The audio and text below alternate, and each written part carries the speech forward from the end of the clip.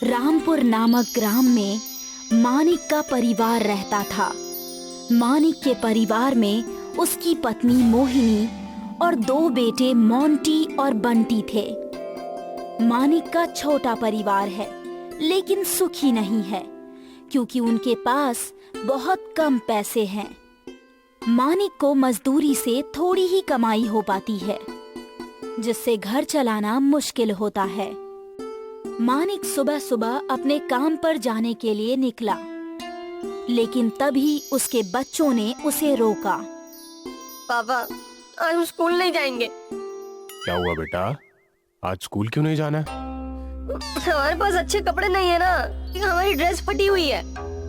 बेटा, आज मैं काम पर जा रहा हूँ और मैं तुम्हारे लिए सभी चीजें लाने की पूरी कोशिश करूंगा। पापा, आप रोजाना ऐसे ही बोल देते हो, हमारी रोज बेइज्जती होती है। अच्छा ठीक है, अभी तुम स्कूल जाओ, मैं आकर बात करता हूँ। मानिक दुखी मन से चला गया। मोंटी और बंटी भी स्कूल चले गए। दोपहर को स्कूल की छुट्टी के बाद बंटी और मोंटी की क्लास में पढ़ने वाले बच्चों ने दोनों का मजाक बनाया। सोनू और मोनू 2 भाई बर्फी खा रहे थे और बाकी दोस्तों को भी खिला रहे थे। भाई, मेरा भी बर्फी खाने का मन कर रहा है। हाँ भाई, एक दिन हम भी बर्फी खाएंगे। बर्फी खाने के लिए पैसे लगते हैं और अफसोस वो तुम्हारे पास नहीं है। जिस दिन हमारे पापा को अच्छा काम मिल जाएगा, उस दिन हम भी बर्फी खाएंगे। गरीब लोग, जब तुम्हारे पास कुछ है ही नहीं तो फिर स्कूल क्यों आते हो? हम आपके दोस्त हैं, लेकिन आप फिर भी हमें परेशान करते हो। हम तुमको अपना दोस्त नहीं बनाएंगे। मोंटी और बंटी दोनों वहाँ से चले गए। दोनों बहुत दुखी थे, इसलिए वो अपने घर नहीं गए, बल्कि जंगल में चले गए और एक पेड़ के नीचे जाकर बैठ गए। भाई, हम ऐसे कब तक बेइज्जती सहते रहेंगे? कोई बात नहीं भाई, पापा को कोई अच्छा काम मिल जाएगा तो वो जल्दी कपड़े ले आएंगे। भाई, वो सामने देखो, वो व्यक्ति कुल्हाड़ी लेकर पेड़ काटने आ रहा है। सामने से एक आदमी हाथ में कुल्हाड़ी लेकर पेड़ की तरफ आ रहा था। मैं इसे पेड़ काटने नहीं दूंगा। हाँ, हमें इसे रोकना होगा। तब तक पेड़ काटने वाला लकड़हारा भी पेड़ के पास आ गया। ए बच्चों, यहाँ से हटो, मैं इस पेड़ को काटने आया हूँ। हम यहाँ से नहीं हटेंगे, आप इस पेड़ को नहीं काट सकते हो। तुम कौन होते हो मुझे पेड़ काटने से रोकने वाले? मैं इस पेड़ को काटने आया हूँ और पेड़ काट कर ही जाऊंगा। जब एक बार आपको बोल दिया तो बोल दिया कि तुम पेड़ नहीं काट सकते हो। तुम दोनों एक तरफ हो जाओ, वरना मैं तुमको भी। लकड़हारे के कुछ बोलने से पहले ही दोनों भाई लकड़हारे पर टूट पड़े। लकड़हारा वहाँ से जान बचाकर भागा। हाँ, आज एक पेड़ की जान बचाई है और इसलिए खुशी हो रही है। हाँ भैया, मैंने किताब में पढ़ा था कि पेड़ पौधे हमारे पर्यावरण के लिए बहुत जरूरी हैं। हाँ, तुमने सही पढ़ा है मेरे छोटे भाई। चलो अब घर चलते हैं, माँ इंतजार कर रही होगी। वो दोनों घर पहुँचे। तुम दोनों आ गए? आओ, खाना खा लो। ओफो माँ, आपने फिर वही पानी वाली दाल और मोटे चावल बना दिए। मुझे खाना नहीं खाना। बेटा, खाने के बारे में ऐसा नहीं बोलते। भाई, तुम ये खाना खा लो, खाने का अपमान नहीं करते। जल्दी ही पापा हमें अच्छा खाना खिलाएंगे। मैं नहीं खाऊंगा ये खाना। वो पैर पटकता हुआ चला गया। आज आपको बहुत देर हो गई लौटने में। आज दिन भर काम ढूंढा, कहीं कुछ काम मिला? नहीं, आज भी कहीं सफलता नहीं मिली। कोई बात नहीं, मिल जाएगा। हाथ पैर धो लीजिए, मैं खाना लगा देती हूँ। बच्चों ने खाना खाया? हाँ, मोंटी ने खाना खा लिया था। और बंटी? नहीं, बंटी को ये खाना अच्छा नहीं लगता। उसने गुस्से में खाना नहीं खाया। क्या करूं, मैं बच्चों के लिए अच्छे खाने का भी इंतजाम नहीं कर पाता हूँ। मैं आपसे एक बात बोलूं? हाँ बोलो। गांव में हमारे पास जो खेत है, क्यों ना हम वहीं पर वापस चलें? कम से कम कुछ तो खाने और पैसे का इंतजाम हो जाएगा। बात तो ठीक है तुम्हारी, पर मेरे पास तो खेती लायक भी पैसे नहीं है। साहूकार चाचा से कुछ पैसे ले लीजिएगा और जब फसल अच्छी हो जाएगी तो पैसे लौटा दीजिएगा। चलो तो फिर वापस चलते हैं गांव में। कुछ दिन बाद वो लोग गांव चले गए। नमस्ते साहूकार काका। आओ मानिक, कैसे हो? गांव कैसे आना हुआ? जी वो अच्छा नहीं लग रहा था अब शहर में, तो अब मैं यहाँ खेती करूँगा। अरे पर तेरी जमीन तो बंजर है। नहीं काका, कुछ तो करना ही पड़ेगा। मुझे कुछ पैसे उधार चाहिए। अरे पैसे तो मैं दे दूंगा, पर ध्यान रखना कि समय पर पैसे लौटा देना। समय जितना बढ़ेगा ब्याज भी बढ़ता जाएगा। अरे आप उसकी चिंता ना करें, मैं आपको समय पर पैसे लौटा दूंगा। मानिक दिन रात मेहनत करता है और कुछ ही दिनों में अपनी मेहनत से जमीन को उपजाऊ बना देता है और उसकी फसल भी अच्छी हो जाती है। पर भगवान को शायद कुछ और ही मंजूर था। एक रात भयंकर तूफान आया और सारी फसल खराब हो गई। हे भगवान, ये तूने क्या किया? अब हम क्या करेंगे और क्या खाएंगे? परेशान मत हो मोहिनी, भगवान कोई ना कोई रास्ता जरूर निकालेगा। मानिक को कुछ समझ नहीं आ रहा था कि वो क्या करे। वो साहूकार के पास गया। हाँ भाई मानिक, क्या हुआ? तुम्हारा समय पूरा हो गया है, लाओ मेरे पैसे। काका, मेरी फसल बर्बाद हो गई, मुझे थोड़ा समय और दे दीजिए। अरे जब जेब में पैसे नहीं थे तो क्यों चले थे खेती करने? साहूकार ने मानिक को बहुत बेइज्जत किया और मानिक चुपचाप खेत की तरफ चल दिया। हे भगवान, तूने क्यों मुझ पर ये कहर बरपाया? तभी उसकी नजर खेत में खड़े एक पेड़ पर पड़ी। वो उस पेड़ के पास गया और वो भौचक्का रह गया। मानिक घर लौटा। मोहिनी, इधर आओ। जी बताइए, क्या हुआ? हमारा खेत जो बर्बाद हो गया था, वहाँ एक पेड़ खड़ा है जिसमें बर्फियां लटक रही हैं, और वो मामूली बर्फी नहीं, सोने की बर्फी थी। क्या क्या कह रहे हैं आप पापा? क्या वो पेड़ खड़ा है? हाँ, पर तुम ये सब क्यों पूछ रहे हो? पापा, एक दिन मैं और बंटी खेत के पास खेल रहे थे, तभी बंटी को एक चमकदार पत्थर दिखा था और हमने वो खेल खेल में खेत में गाड़ दिया था। सभी आश्चर्यचकित रह गए और रात में सो गए। उसी रात मानिक को एक सपना आया। सपने में एक देवता आए। मानिक, आज जो तुम्हें पेड़ मिला है वो तुम्हारे बच्चों के अच्छे कर्म का फल है। वो लोग हमेशा पेड़ पौधों की सेवा करते थे। इस पेड़ से हमेशा बर्फी निकलेगी, क्योंकि वो तुम्हारे छोटे बेटे को बहुत पसंद है। मानिक की आंख खुल गई और सारी बात उसने मोहिनी को बताई। दोनों बहुत खुश हुए। सुनिए, क्यों ना आप एक जेवर की दुकान डाल दीजिए। हाँ तुम ठीक बोल रही हो। मैं शहर में भी सोने के आभूषण बनाकर बेचूंगा और पैसे आते ही साहूकार काका का भी कर्जा उतार दूंगा। अब उनके सारे दुख खत्म हो गए थे और वो लोग खुशी खुशी रहने लगे। बंटी भी अब बहुत खुश रहता था, क्योंकि उसे रोज अच्छा खाना मिलता था और वो रोज अपनी मनपसंद बर्फी खाता था। ताजपुर नामक गांव में मनोहर और दिलीप नाम के दो युवक रहते थे। वे दोनों चोरी चकारी करके अपना पेट पालते थे।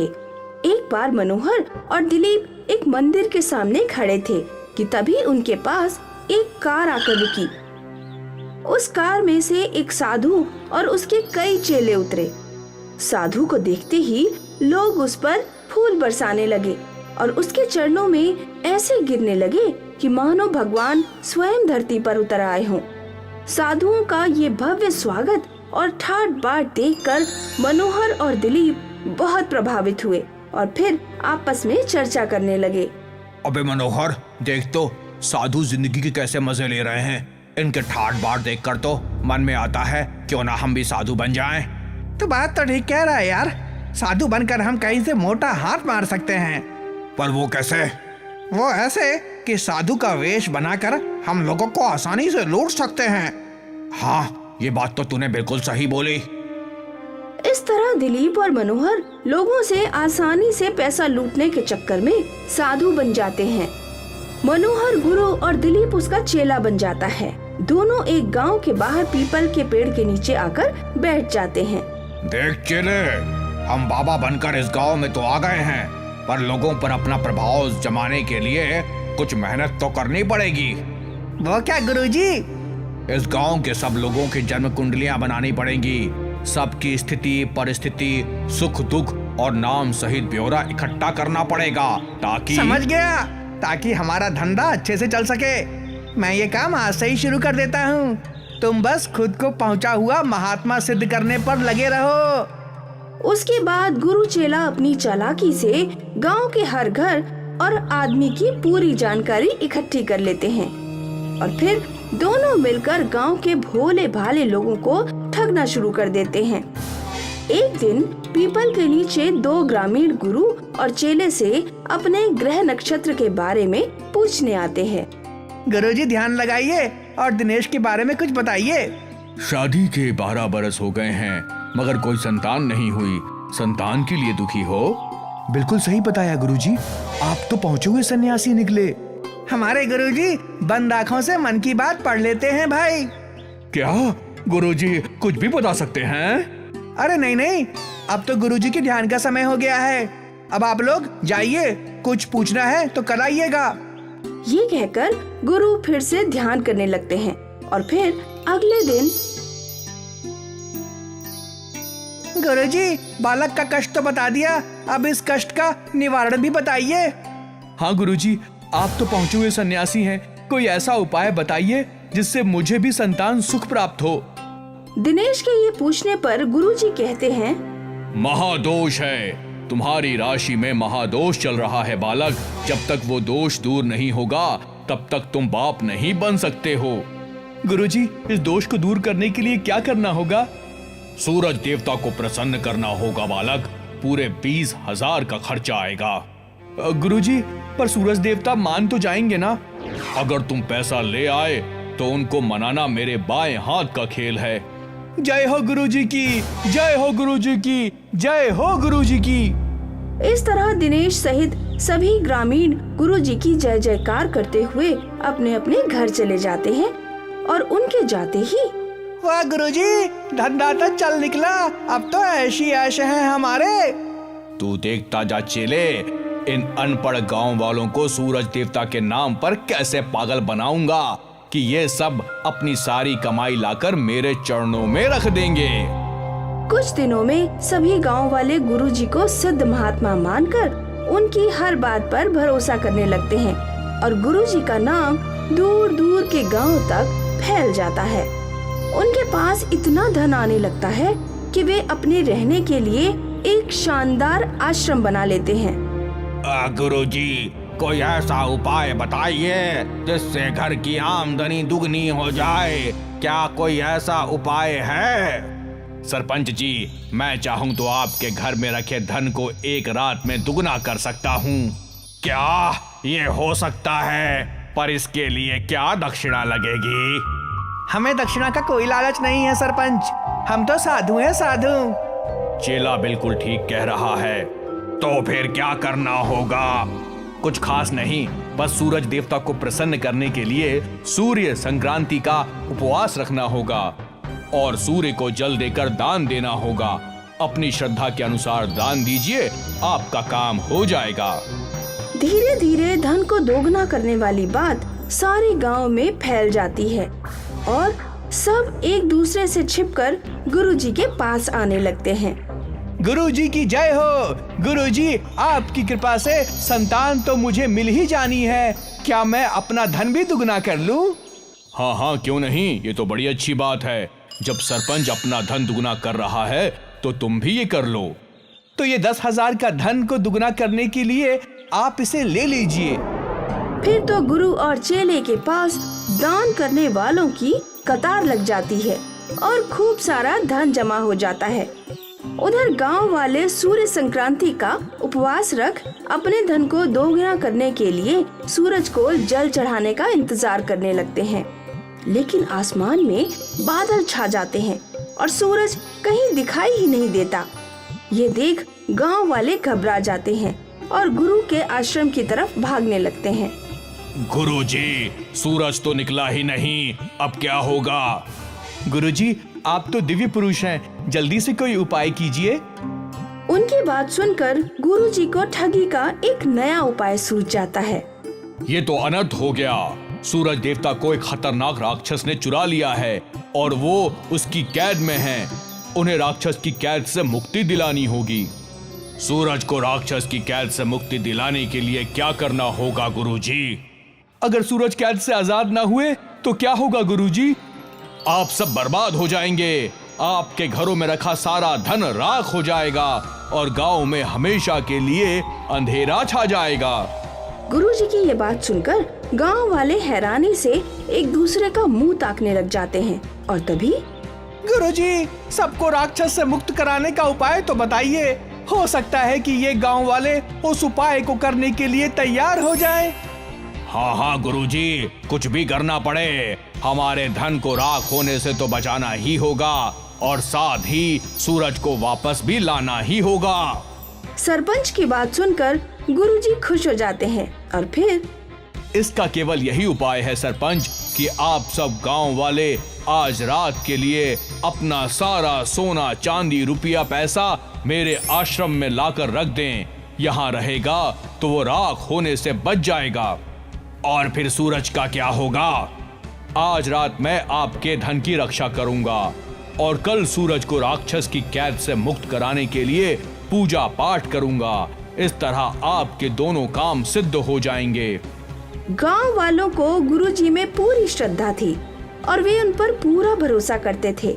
इसीलिए आंखें बंद करके अपने घरों का सारा सोना चांदी और रुपया पैसा आश्रम में रखकर अपने घर चले जाते हैं। और फिर उनके जाने के बाद गुरुजी, अब तो हम माला माल हो गए हैं। बोलो अब क्या करना है? अबे सबसे पहले तो ये गुरु चेले वाला ढोंग छोड़ और अपनी असलियत पर आ। दिलीप कहीं के, जल्दी आ। ठीक है मनोहर, अब बता क्या करें? करना क्या है, सारा धन बोरों में भर लो और रात के अंधेरे में शहर की तरफ निकल लो। इतना धन है कि जीवन भर खर्च नहीं कर पाएंगे। इस तरह गुरु चेला दोनों अपनी असलियत पर आ जाते हैं और फिर गांव वालों का सारा धन समेटकर शहर की तरफ निकलने की तैयारी करते हैं। मगर दिनेश उनकी ये सारी बातें सुन लेता है और सरपंच को जाकर बता देता है। तो ये गुरु चेला ठग हैं, मनोहर और दिलीप नाम के ठग। वो हम गांव वालों को कंगाल करके भागना चाहते थे। बिल्कुल सही सरपंच जी। तो चलो, इन्हें जेल की हवा खिलाने की बारी आ गई है। ये कहकर सरपंच सहित सभी गांव वाले उन्हें आश्रम से फरार होने से पहले ही काबू में कर लेते हैं और उनकी अच्छे से खबर लेते हैं। वे दोनों अपनी असलियत कबूल लेते हैं और फिर सुबह होते ही और दिनों की तरह सूरज भी बादलों को भेद कर चमकने लगता है। सूरज को देखकर गांव वाले बहुत खुश होते हैं और दिलीप व मनोहर को पुलिस के हवाले कर देते हैं।